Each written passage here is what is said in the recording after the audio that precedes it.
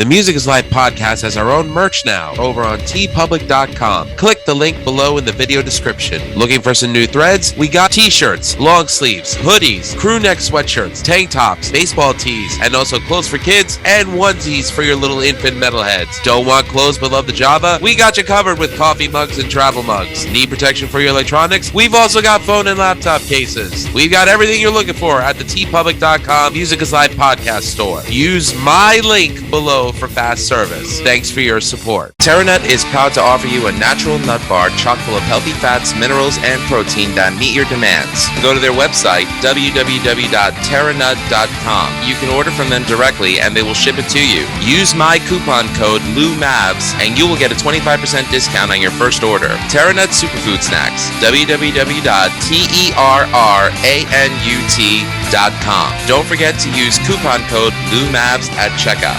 Fuel your life. Looking for some new podcasts to listen to? Well, look no further than the Rat's Eye Review Network. Rat's Eye Review is taking over the podcast world with plenty of shows to choose from within their network of entertaining programming, including the flagship show, Rat's Eye Review, with Wayne Noon, Greg Noggle, and Lou Mavs, as well as occasional co-hosts Manny Mejias and James Lilquist. We also have the official Rat's Eye Review spin-offs, such as Album vs. Album, Screams from the Grave, where we discuss beloved yet forgotten hard rock and metal albums of the past, and a King Diamond podcast called This Broadcast Belongs to Them. We've also got Old Man Metal's Musings, The Right Opinion with Harrison Bergeron, Beyond Bushido, a podcast dedicated to pro wrestling and MMA with James Lilquist and Eric Adams. No relation to the guy from Manowar or the mayor of New York City. The Vieira Vault with Ralph Vieira. Schmack-a-magob! Schmack-a-magob to you too, Ralph. The Timo Tolkki podcast featuring Stradivarius and Avalon founding member Timo Tolkki. The BS Sessions with Mark and Jerry. Just the Cheese Please, a podcast dedicated to cheesy films of the 1980s with Tara J and Adam. The Friday Night Party with the great Harry Barnett and Evie. And the Music is Life podcast with Lou Mavs. The Rat's Eye Review Network is your go-to one-stop shop for the best podcasts out there today. Go to ratseyeReview.com for more info. And to find out where you can find, follow, subscribe, and comment on YouTube, Facebook, Instagram, TikTok, Twitter, and all streaming platforms. The Rat's Eye Review Network. We're taking over.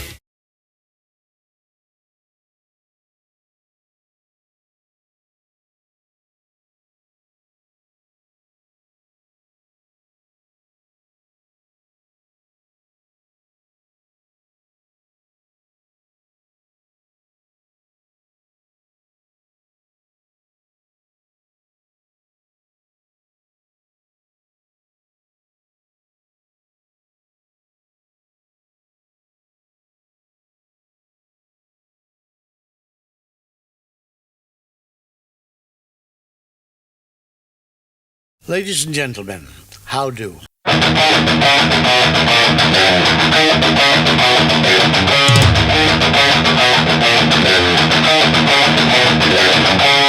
are ready and waiting for you now. If it's a fight that you deceive, we've acquired our strength through pain. No more are we pathetic game.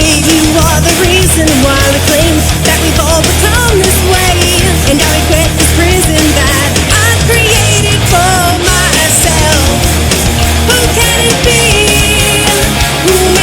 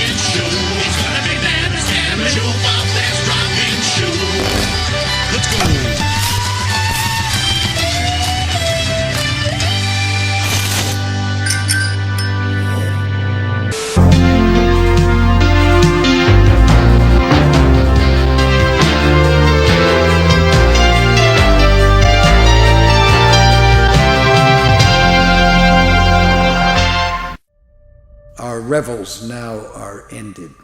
And these, our actors, as I foretold you, are spirits and are melted into air, into thin air. And like the baseless fabric of this vision, the cloud-capped mountains, the solemn temples, the glorious palaces, the great globe itself, yea, all which it inherits shall dissolve. Those scat-covered snowflakes are caught in the shitstorm! I found a cure for opioid addiction. What I didn't realize is that the opioid addiction is a $50 billion industry, enriching the elites. There I was, my life's work stolen from me, betrayed by my own sister, shunned from society. All these years I've been planning my revenge against Avon Bard and all the world. I had Ariel infiltrate their boat and using gallons of whale laxative, lured them to their doom.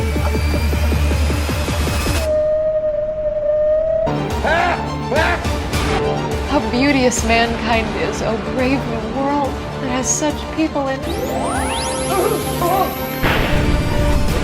Desires reckoning. Time's up and welcome to your final reckoning.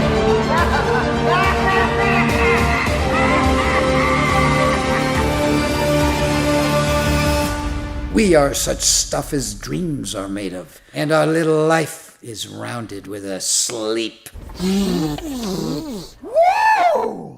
Music is Live podcast. This is your host, Lou Mavs. Check out everything you need to know about the show over at musicislivepodcast.com. Welcome to my first brand new episode of 2022, and I'm very honored to have our special guest with us. He is a producer and performer in the realm of film, television, and music. I had the pleasure of meeting him at the 2016 New York Comic-Con with the reigning and last truly independent film studio around, New York's own Troma Films. Since then, he's been working on his own music and can currently be seen on Shudder's The Last Drive-In with Joe Bob Briggs, where you can always catch him singing the praises of a film that Joe Bob himself humorously attempts to distance himself from.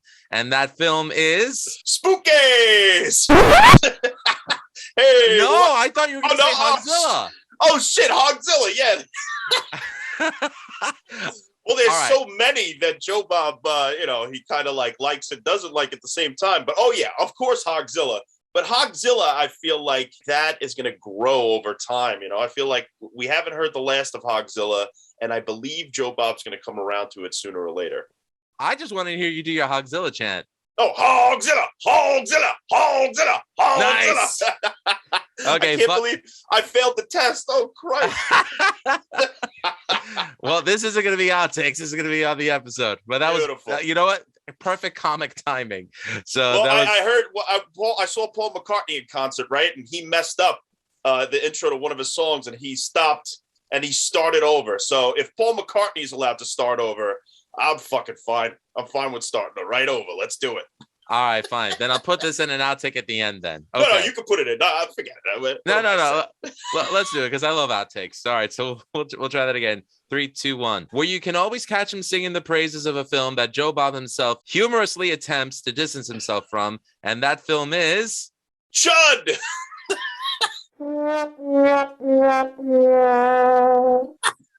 Motherfucker just trolled me. I don't believe it. Okay. All right, moving right along. His music was performed by Chris Jericho on the episode where they showed the 1970s grindhouse classic Blood-Sucking Freaks. And you can catch his newest film, which will be premiering in April at the Museum of the Moving Image in Astoria, Queens.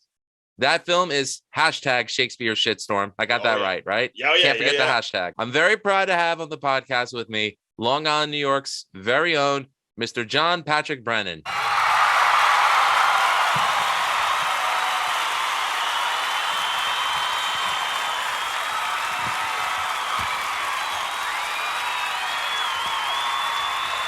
Oh, thank you so much for having me. This is a pleasure. And we ran into each other not too long ago at the Clutch show. We did, and that was an amazing show. Oh, I loved it. The only thing is I've seen them now 10 times. I still haven't seen them do Space Grass. That's like my favorite song by them. They gave me Escape from the Prison Planet, all the classics except Space Grass. I was very happy to hear Texan Book of the Dead that night. So that was pretty cool. It still was an amazing show. And the opener, Stoner, So we basically saw 2/3 of Caius. Oh my God, they were awesome too. I listened to them afterwards too. They're so good. Yep, I added them onto my Apple Music as soon as I saw them. But the other opening act, King Buffalo, I thought they were good too. Yeah. Clutch never has a disappointing opening act. I've seen them. Oh God. Okay. So first time I saw them was 2000. The opening acts were 60 Watt Shaman and Corrosion of Conformity. And in 2001, it was Candiria. 2007. Was it The Sword? No, I did not see The Sword with Clutch. I saw The Sword with Metallica at the Nassau Coliseum. Yeah, The Sword, I saw. They opened up for Clutch maybe like 3 times when I saw them. I was sick. They're great. And the last time I saw them before this time was actually at the same venue at the Paramount in 2014. And American Sharks was the opening act, and they were pretty good too. Cool. So yeah, Clutch never has they never put on a bad show. They never have a bad opening act. Unfortunately, that was the last show of that tour because COVID. Boo! Yeah, totally. With Clutch, I just wish that they would do one tour where it's just them and they give us a 2.5-hour show with every single thing you want to hear, because there's so many songs. Yeah. And they could do like a different set every night. If they became the Fish of Stoner Rock, that would be amazing. They're practically the Rush of Stoner Rock. You're right. They could do 3-hour sets. I mean, they could. We're talking almost 30 years of music. I mean, they could do a whole 2 sets a night. But, to sing like Neil Fallon does, I mean, that takes so much. Rough. I mean, the fact that he could still do it at this stage in his life, great stuff. And, I love the whole band. And the fact that it's still the same band, still the same lineup since the inception. You can't say that about many bands. No, and they are tight as fuck. Yeah, definitely. One of the best rhythm sections I ever heard. I love John Paul's drumming. Tim SULT, I find him to be a criminally underrated guitar player. Absolutely. That dude stands in one place the whole time and he's a riff machine. By the way, to all the detractors out there who say guitar players who use wah are not that good, listen and watch Tim SULT. He'll put all other players to shame how good he is with the wah.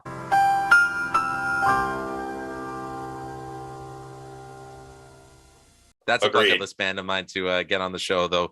Doubt it. Anyways, but I'm so happy to have you here. So thanks for jumping on the call with me. So what in your formative years motivated you to pursue a career in entertainment? Because, you do music, you do film, you do television, you do acting. What was the impetus for that? Well, to pursue it, I mean, I always was doing, making up stupid songs. And in 6th grade, I had a fake metal band called Bloodshed, and there was all these things, but it was never a thought that it could be a career. But then in I want to say maybe junior or senior year of high school, I quit football and I went out for the play and I got the second lead.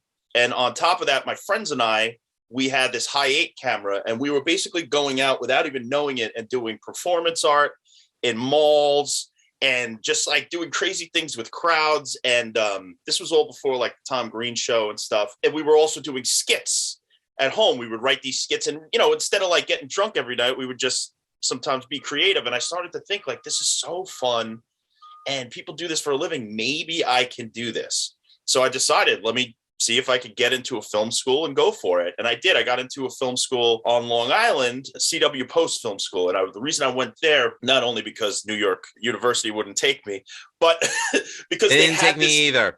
Yeah, it was fucking elitist pigs. But they had swine. Sorry, had to throw that out there. This place had film. It was before digital, so I was cutting on flatbeds. I was shooting on Bolexes, all that sort of stuff. And they just had not a lot of students, but a lot of equipment. And I liked that. So I made some student films and stuff. But then in my senior year of college, I made a digital film. It was the dawn of TV.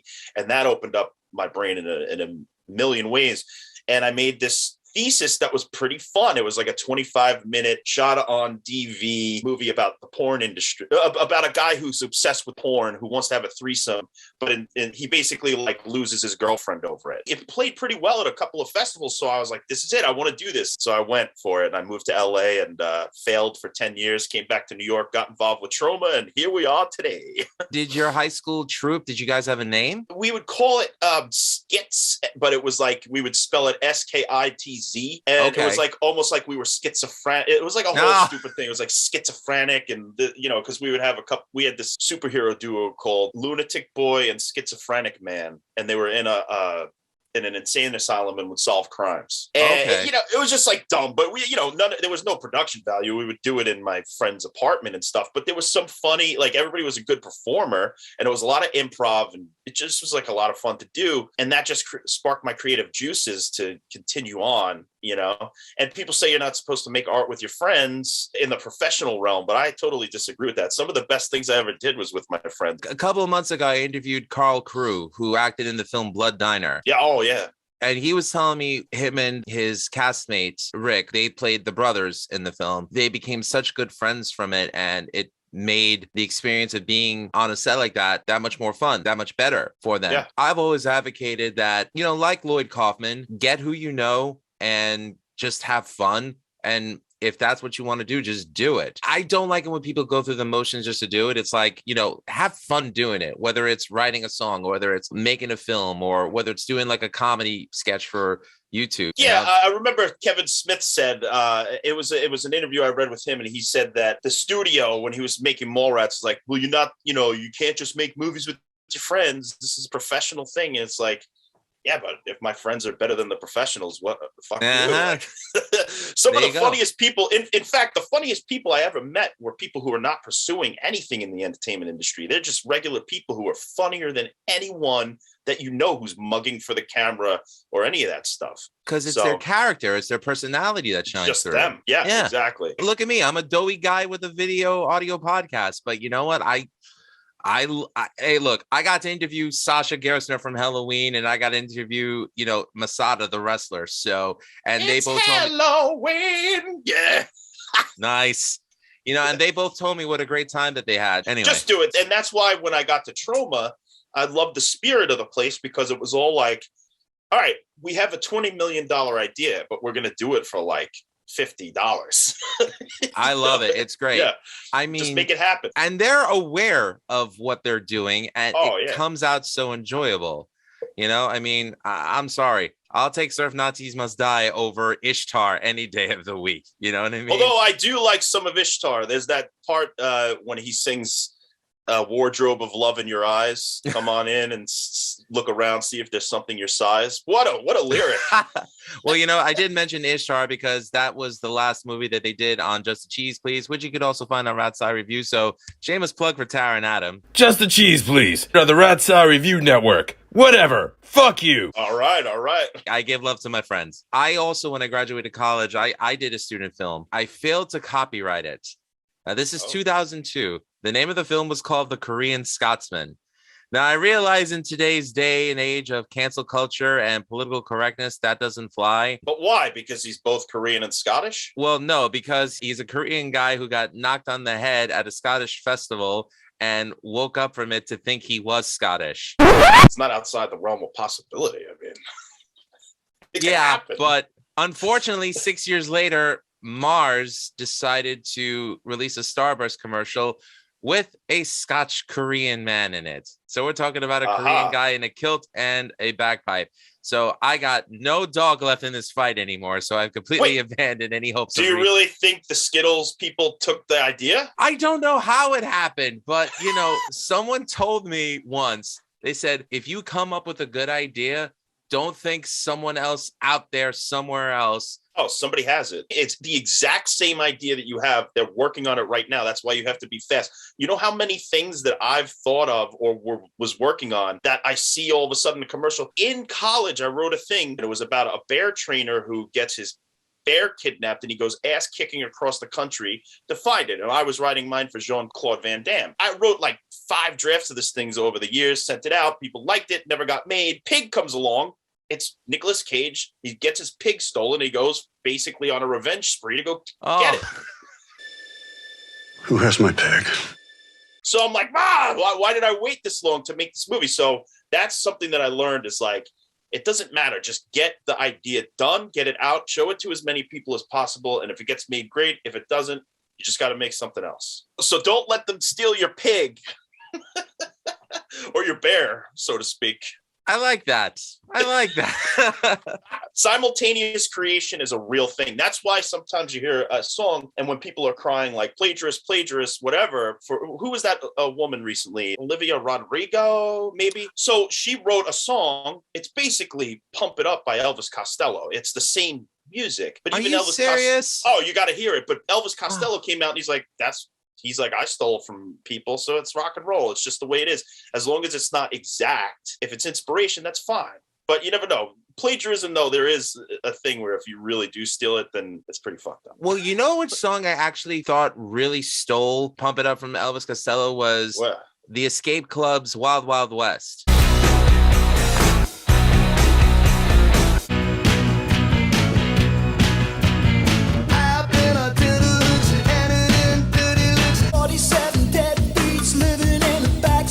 Yes, okay, I could hear it, but see, it's not. It's the feel.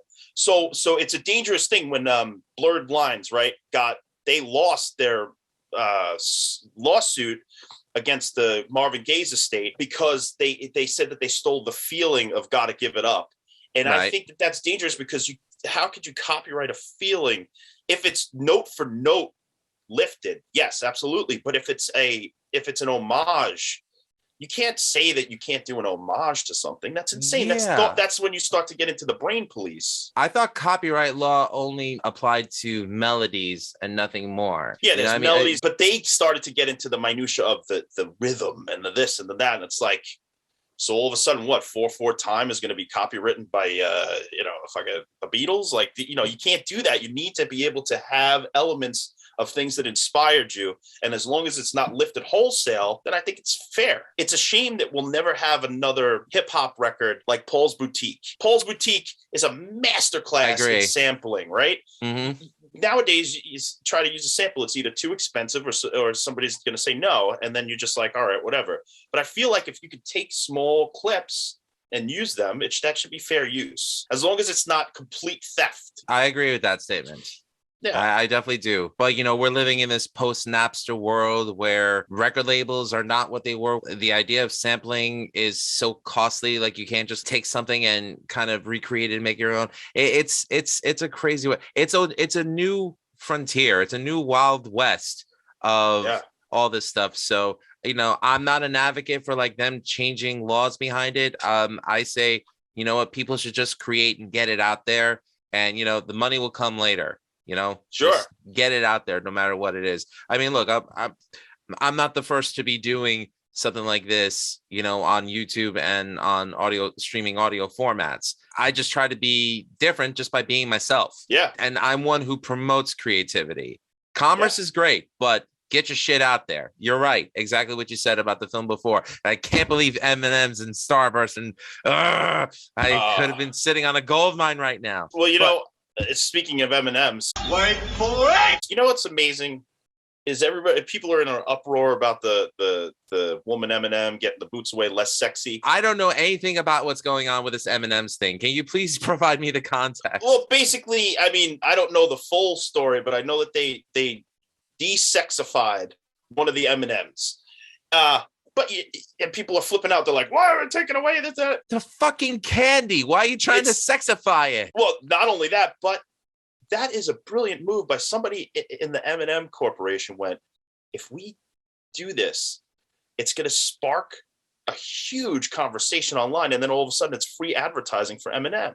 Aha! Aha! They didn't care about whether or not the M&M was sexy. They cared about getting people talking. So now people like, I don't know, who's that guy on the news? Tucker Carlson? Tucker Carlson. He's like, God damn, they're taking away our sexy M&Ms. And it's like free advertising. Genius.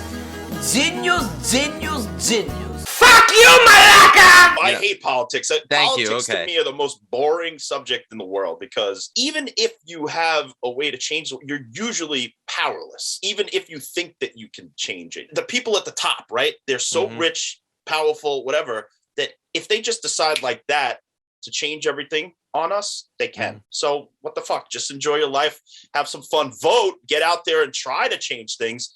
But you have no power. Nobody does. The lizard people have the goddamn power. No, it's the crab people. No, it's the crab people. Yeah. Look like crab, taste like people. Sorry, random South Park reference. Don't sue me, Trade and Matt. It's a publicity stunt. You know, when I was a kid, well, it worked. We're talking about it now. There was a commercial where this little kid, there was two kids at a baseball game. This one kid was describing what each M&M would do for him when he was up at bat. So he's like, a red is a single and brown is a double and the green is the home run. And the other kid's like, can I have a green? And he's like, no, you could have the triple, which is the orange. So he gives the kid the orange, kid eats it, gets a triple. And then the other kid has the green and he's about to get a home run. That's not fraud. That is false advertising. That's marketing. But when they took away that marketing campaign, people weren't like, now my children aren't going to get a home run. And I feel like that's what would have happened nowadays. Are you kidding me? No, they didn't really. But they didn't really go in an uproar, but I feel like there's a section of the world that would if that commercial was released nowadays. When I look for a good marketing campaign, I will support the product if the marketing campaign entertains me. But I didn't really think Wheaties was going to make me run faster. You know what I mean? It's like, come on. Yeah, but I did enjoy that Mikey liked Life cereal, so I always supported Mikey. That's fine. I liked Kix cereal. Kix was good. I liked Kix too. Yeah, there you go. And now for something completely different. What was the name of the film that you did? That you? It was called My Dream of Three-Way. Oh, it's fucking brilliant. And and what was fun about it was, so on the surface, and I wasn't expecting that. Yeah, it was a great. I would love to resurrect it someday.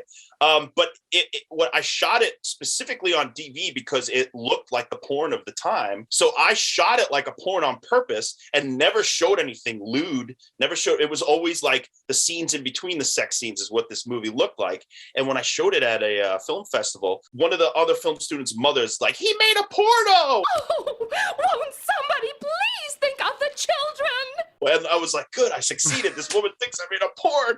It's so good. But the ultimate story was, if you have love and a good person to support you and be in a relationship with you, don't give it up for these stupid fantasies, because that's not real. Your fantasy isn't always a real thing, and it could destroy you. It's not always don't be careful what you wish for is essentially what it. No, I agree. I mean, I would love to see it. It was online for a few years, and the problem was I used all popular music at the time, because at that time I wasn't thinking. So I have like Prince songs in there, and it was up for like a month, and then Prince's people basically shut it down. Oh my God. You know what?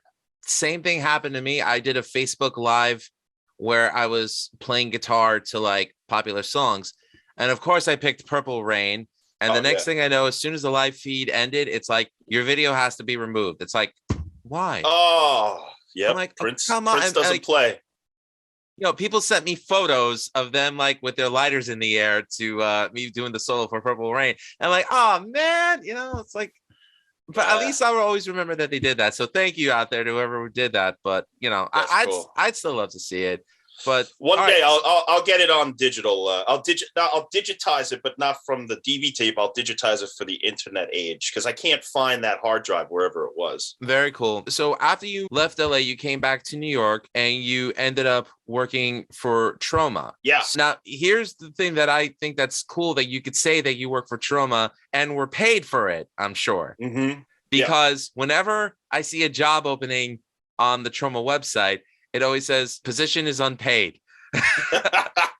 Well, so I started unpaid. I had just joined Twitter, and one of the people I followed was Lloyd, because I had remembered his movies. I watched them as a young person, and then I saw that like Father's Day was out around that time, and I was like, wow, that looks pretty cool. That's new Troma stuff. And also he was making Return to Nukem High at the time, and I loved the original Class of Nukem High. In fact, Class of Nukem High 2 was the first Troma movie I ever saw. So I was a big fan of the series, and he put out a tweet saying, we're looking for editing volunteers. And at the time I had gotten pretty decent at editing, and I had made a few music videos and stuff like that. I worked on a public access TV show and did like, I don't know, 15 half-hour episodes. So I was rocking and rolling at the time, sent in my work, got a quick interview, and got hired essentially to do Lloyd's Make Your Own Damn Movie YouTube lessons. It wasn't for the series. It was for, he had a channel and he would still shoot the Make Your Own Damn Movie lessons. So I did a couple of those, and Lloyd really liked them. So he started giving me more stuff. And also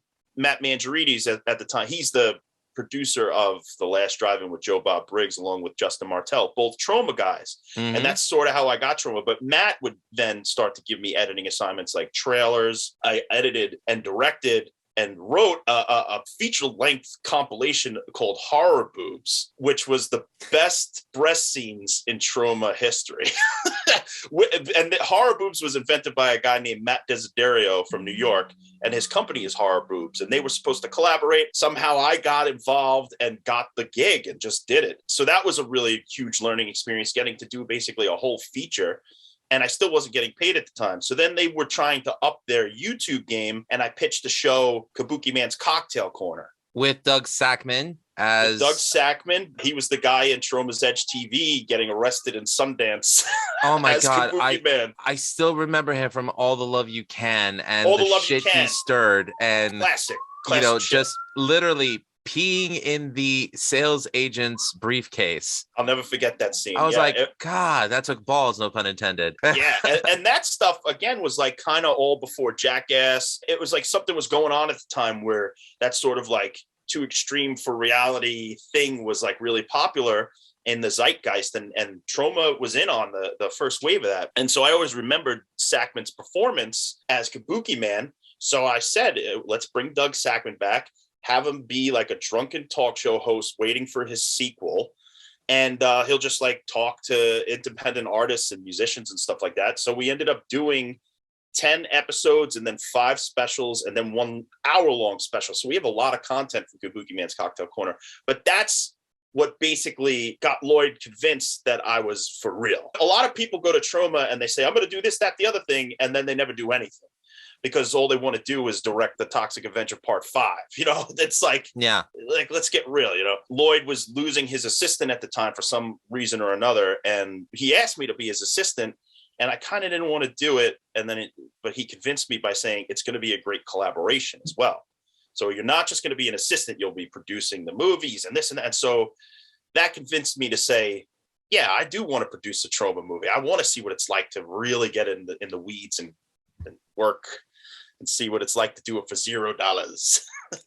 I'm happy to say that I was a Troma intern at one point. Oh, well, they call them observer production assistant. Now. Yeah, there you go, production assistant. Right, and they call the extras actor persons. Actor persons, yeah. And of course, the 3 rules of production: safety to humans, safety to humans' property, in lowercase letters. Make a good movie. Yep, those are the 3 rules, and I remember that very well. Pretty perfect. It's perfect to live by on a set. So I was. When were you PA? Summer of 1998, pre-production for Terror Firmer. Terror Firmer. What we got here is your basic serial killer. You know, your killer's choices of victims indicate some sort of personal animosity against you and your company. Family values must be saved. Yeah, right. Where's the blood? Where's the blood? Damn, where's the blood? We're done! No! This is a Troma movie! That guy is really dead. These movie people are disgusting. Terror Firmer. Don't give up the fight for truly independent cinema.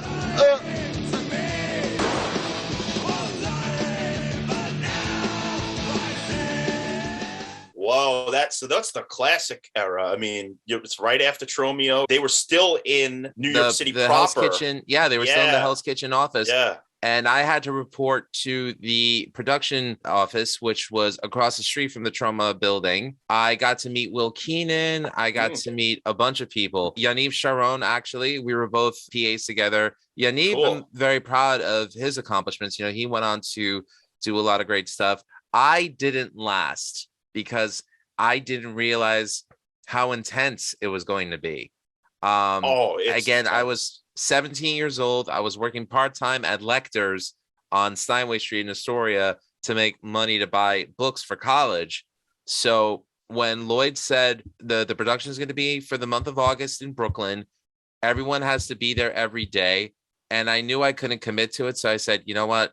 I gotta go. I can't do this, because I did not realize that being on a production of this magnitude, and look, you could say what you want about Troma Films. You could say, oh, it's low grade B, Z horror flick. No, you know what it is? It's real film school, because it prepares you. Yeah, it prepares you for the realities of it. Okay, it's not, you know, the craft services table has like, you know, shrimp cocktail and this and that. It's like, no, if you're making a film, it's the best film school. I'll even say that. Yeah. I wasn't ready for it. But what I not learned, a lot of people can, because you need to make a living somehow. But if you can swing it, then it's great. Right. And I will say this. I was grateful for what I did learn when I was there, because everybody was hustling like mad people just to make this film. I watched Terra Firma to this day, and I'm proud of what everyone did. Yeah, I think it's one of the best Troma films that they ever done. I love it. I absolutely love it.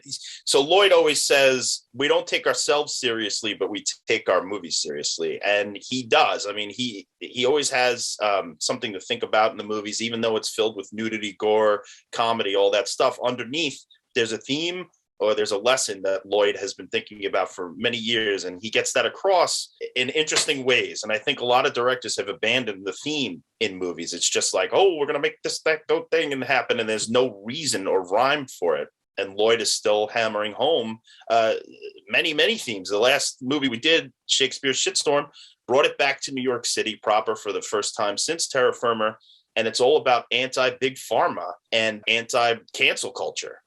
So it's a really big theme for everything that's going on today. Not a lot of people will agree with the sentiment, but I think Lloyd Kaufman, after 50 years of feature filmmaking and 48 years of Troma, has earned his say, and you can't just boil it down to the stupid theme of old man yells at cloud. You have to take him into consideration, because say what you will about the film, say what you will about whatever, no one has done what Lloyd and Troma and Michael Hers have done for that amount of time, and to keep their vision intact for all that time. I mean, hey, they probably had rocky times. They probably didn't make the money that they could have in certain ways, but they took things like The Toxic Avenger and made it a cartoon for kids, and it was a success, you know, all that sort of thing. So they have done so much. They are a very important thing or entity in movie history. And I believe in the fairness and fullness of time that will continue to grow. I agree with you.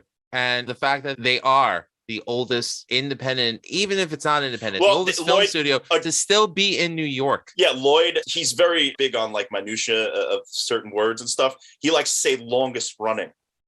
Oh, sorry. I didn't realize oldest was an insult.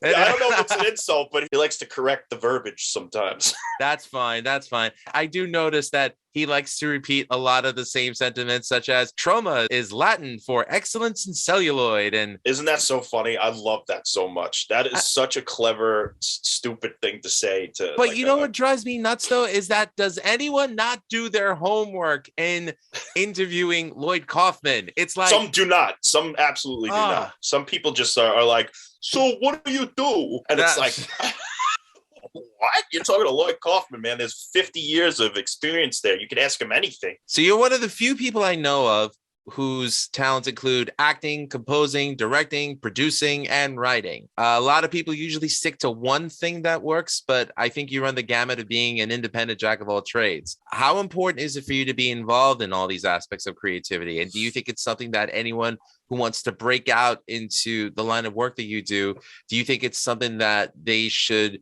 do their due diligence to follow that similar path? Or is this something that you would say, no, you did this because you wanted to do it? Well, for me, it was out of necessity, because I wasn't necessarily getting the opportunities that I wanted for certain things. I went out to LA to be a writer. I wrote a dozen screenplays. I didn't sell anything. So, I mean, I had meetings and stuff, but I never sold anything. So I started to get into the mindset, like my father said, oh, you should just go out and network and just work on a movie set anyway. So, and at first I was like, I don't want to do that. And then when I went to Troma, I said, you know what? I'm going to do anything these people throw at me. And that's what sort of helped me not only expand my knowledge, expand my network. And even though I was giving myself away for free, the learning experience was so valuable to me. So everybody's different. I can't say that everybody should take the same path as me. But what I will say is if you get an opportunity and it doesn't feel bad, it feels okay, like you think you can handle it and it's not for a long time and whatever, do it. Just see what happens, because worst case scenario, you could be honest with people and say, I can't do this anymore. And usually people respect that. They respect that more than if you stay for a very long time and are miserable and screw things up. I would say if you're an aspiring artist out there, there's no shame in giving yourself away for free and trying a bunch of different things, because you might find something that you're good at that you didn't know you'd be good at. And I'm not saying I'm good at producing, but what I'm saying is that's the role that Lloyd sort of pushed me into, and I rose to the occasion and I got to produce 2 feature films. I couldn't have paid New York University enough money, to give me the knowledge that Lloyd gave me over the course of 4 years. These sorts of things will lead to experiences that will then be beneficial to you for the rest of your career. So do everything, but do everything within how it feels to you. Like, go by your gut, because usually your gut is right. If it's a bad situation, get out of it. If it's a good situation, stay and try it out. What I love about the stuff that you've done, and I've seen Kabukiman's Cocktail Corner, and I loved it. Obviously, I love Return to Nukem High, aka Volume 1, and Return to Nukem High, aka Volume 2. Love them both. I saw you in them. I'm like, I know that guy. So that was pretty cool. See, that's another. So, for example, Return to Nukem High, aka Volume 2. When I first started on that movie, I was just writing a song. I wasn't producing it. They had a shoot, and I went just to be like a PA or whatever. And one of the actors failed to tell people about his schedule, so he had to leave, and there was all these lines, and Lloyd's like, well, who the fuck is going to do these lines? And then he goes, you could do it. You could just put on your Brooklyn accent and go, boss, we got a problem. We're out of gas. What about this gas bag? Ugh, this tank is empty. Jumping Jesus on a pogo stick. Call for my rickshaw. I gotta get to the school and get some fresh meat. Yes, sir. And I said, okay.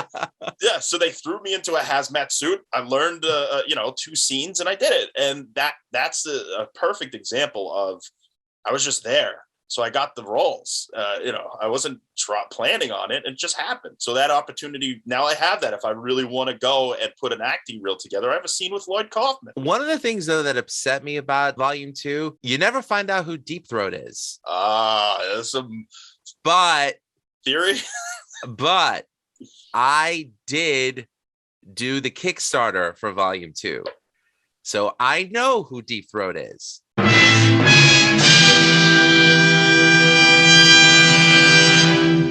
But I'm not snitching. You son of a bitch. Boo fucking who? Okay, all right. Because there needs to be a little mystery. Exactly. Besides, continuity is not one of Troma's best ass reviews, and you have to accept that. Not one to use the C word, huh? What? Continuity. What you talking about? None of these shots will match. I don't think anyone's gonna notice. And that's why you work here. Fuck you.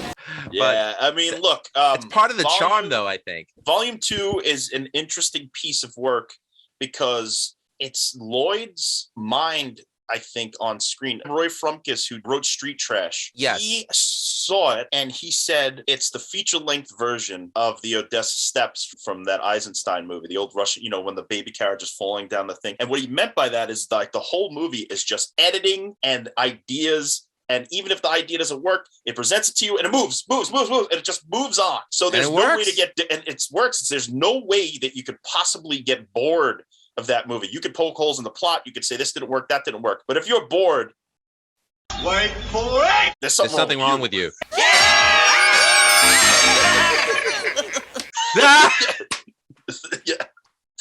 Yeah. So and that was not queued up. Okay, no. That was again simultaneous creation. Simultaneous creation. There you go. It does exist. It's been proven right now on the Music Is Live podcast. Exactly. And look, I produced Return to Nukem High Volume 2, but I would love to see a supercut of 1 and 2 together, almost like Quentin Tarantino was going to do the whole bloody affair for Kill Bill 1 and 2 and just make it one thing.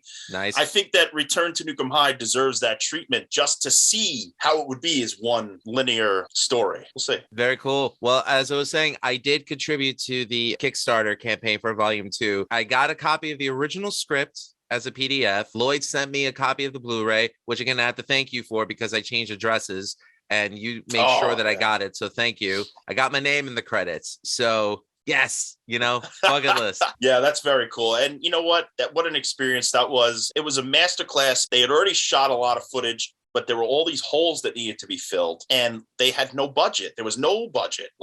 Literally $0 to make this stuff. So we had to get inventive. And even though it sucked that we had to shoot on DSLRs and stuff and juxtapose it with Alexa footage, nobody does that except Lloyd. But we got creative and we used the things that we had available to us, and we finished that movie by hook or by crook. Lloyd and Troma had enough YouTube followers that we could get free days at the YouTube studio in Manhattan. Beautiful production space. So we utilized that, Then we utilized the Troma basement and made it seem like it was the basement of the high school and all these little things. We found this abandoned building that had this great bed bug sign out. So we did a scene in front of that, Mm-hmm. So it was all these little things to put together to finish that movie. I think they are visually the two best looking Troma films that I've ever seen. See Shakespeare's Shitstorm. I can't wait. I cannot wait for that. DSLR, all shot on red, shot by Lucas Patasi, and he did an amazing job making it look crisp, beautiful. It looks big. It almost looks, there's parts of it that look like Disney does Troma. The quality of the trailer itself looks amazing. I think we're going to be in for a really good surprise with hashtag Shakespeare Shitstorm. Man, that's a tongue twister. It is. It's hard. But hey, that's Lloyd's creative choice, and I back it. Let him do what he wants. Definitely.